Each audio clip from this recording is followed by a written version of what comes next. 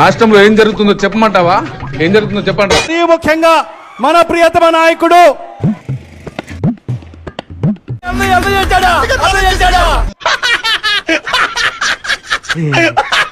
మరి మాజీ ముఖ్యమంత్రి శ్రీ వైఎస్ జగన్మోహన్ రెడ్డి గారికి సాదరంగా ఆహ్వానిస్తూ మీరు ఏం చేసిన వెరైటీ పొగుడుతున్నావా లేక నేను రియల్ గా మాట్లాడుతున్నాను చివరి.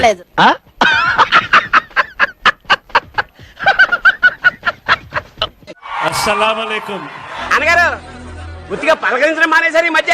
అమ్మని ఎంత ప్లేట్ మార్చేసావురా? బాబు మేరే ముసల్మాన్. నిజమా అల్లుడు? అంతకంటే ఇంకేం కావాలి సార్? ఆపేసావా? నేను ఒక రిథమ్ తో ప్రాక్టీస్ చేశాను స్వామి. నువ్వు మధ్యలో ఆపేసావు అనుకో, నేను ముందు నుంచి రావాల్సి వస్తుంది. చిచ్చి. ఓకే నువ్వు ఎట్లా చెప్తే అట్లా. भाइयों को और बहनों को रमजान के महीने में सबको ईद मुबारक. ఏంటిది మాకేంటిది అంట కూడా ఇప్పుడు ఈద్ ముబారక్. ఒకటే విషయం ఇప్పుడే నేను చెప్పాను కొన్ని విషయాలు. గత మా ప్రభుత్వం ఏం చేసింది చూసారా సార్ ఈ డబుల్ యాక్షన్?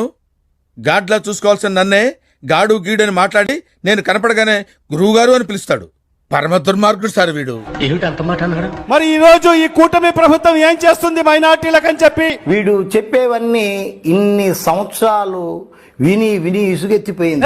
నీ తెలవాలనుకుంటా మా వెనకపోతే అన్నున్నాడు. మరి ఈ రోజు ఒకటే టైం లేదు కాబట్టి ఒక విషయం చెప్పదలుచుకున్నాను.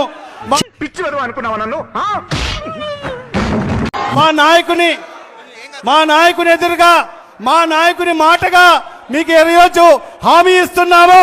ఏమో రాబాయ్, ఎవరు నమ్మాలో ఎవరు నమ్మకూడదో తెలుసు. రేపు ఏదైనా వక్ఫ్ అమెండ్మెంట్ బిల్లు ఏదైతే ఉందో నువ్వు ఎలా చెప్పావు తెలుసా? ఆకిస్ పాక్ పాకిజాక్ సో ఆక్ పాక్ కరే పాక్లే చెప్పావు. నాకు అర్థం కాలేదు సార్. ఈ రోజు దేశవ్యాప్తంగా ముస్లిం మైనార్టీలు ఆందోళన చెందుతున్నారు. ఏమిటి అంత మాట అన్నాడు? ఎవరు కూడా ఆందోళన చెందాల్సిన అవసరం లేదు. మన రాష్ట్రంలో మన నాయకుని మాట వైఎస్ఆర్ కాంగ్రెస్ పార్టీ మరి వక్ఫ్ అమెండ్మెంట్ బిల్లుకు భరించలేకపోతున్నాం బ్రో. డబుల్ పేమెంట్ ఇస్తున్నాను.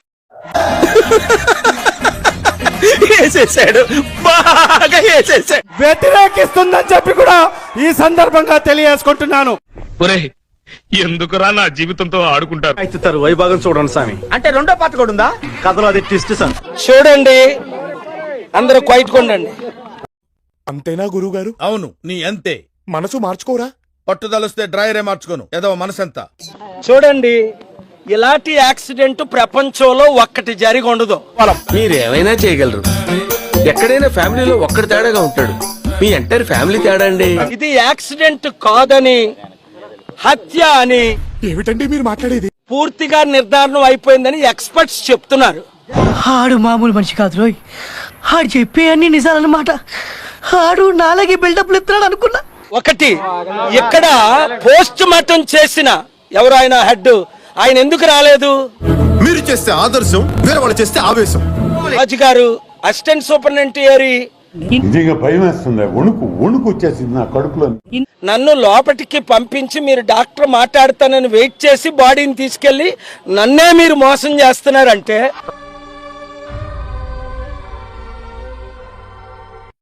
ఇది కేవలం కుట్రపూరితమని నేను సుప్రీంకోర్టు వరకు వెళ్తాను.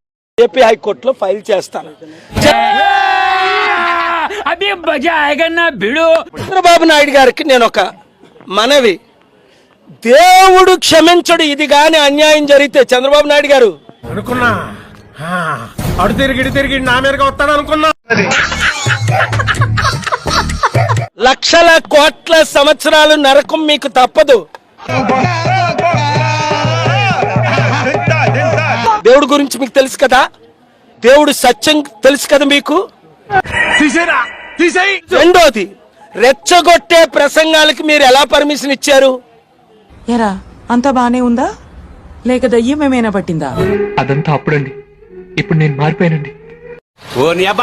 సనాతన పేరుతో ఎందుకు రెచ్చగొట్టడం? ఆ తర్వాతే ఇది జరిగింది. ఈ పెద్ద పిల్లడు చేసిన పనికి లైఫ్ ఇంత నీచంగా టర్న్ అయిపోయింది. మీరేంటి ఇక్కడ ఎంట్రీ ఇచ్చారు? అర్థం చేసుకోండి. ఎస్ ఎస్ మిమ్మల్ని ఇప్పుడు రిక్వెస్ట్ చేస్తా, 72 hours తర్వాత ఏం చేస్తానో మీరే చూస్తారు. ఎందుకురా నా జీవితంతో అట్లా ఆడుకుంటావా?